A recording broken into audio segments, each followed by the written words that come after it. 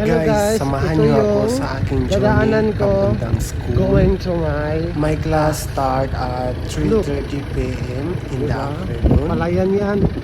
So, Kanina kasi. motorbike lang ako dyan. Tignan niyo yung daan.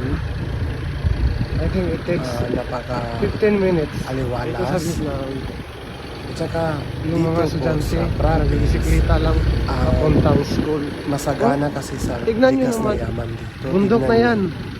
Diyan. Kaya minsan gusto ko Doon, din sa dulo. mag-motorbike. Doon ang pupuntahan. Ano yung drive ko po dyan Ito yung is daan. slowly lang. Kaya samahan niyo pa Kasi ako I sa use my aking phone journey. to take a video. Ano to? May Parang pan. nadaanan din akong pan. Oh, may At pan saka dito. Doon sa dulo, Yan. Tignan Tara, adventure natin. tayo. Samahan niyo may ako. mga Sipag ano, at syaga dogs lang. dyan. Kasi Tignan natin. dito tayo sa Vietnam.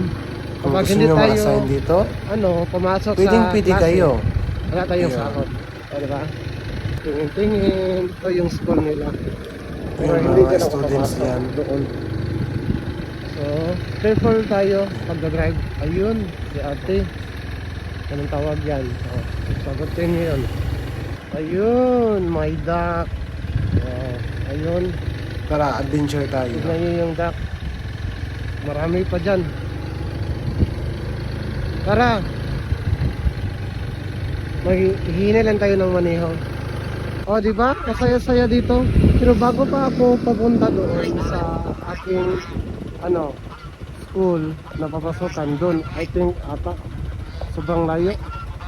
So, dadaan muna tayo para itour ko kayo dito sa mga duck farm.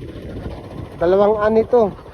Aanin sila ng bigas at saka aanin sila ng mga duck.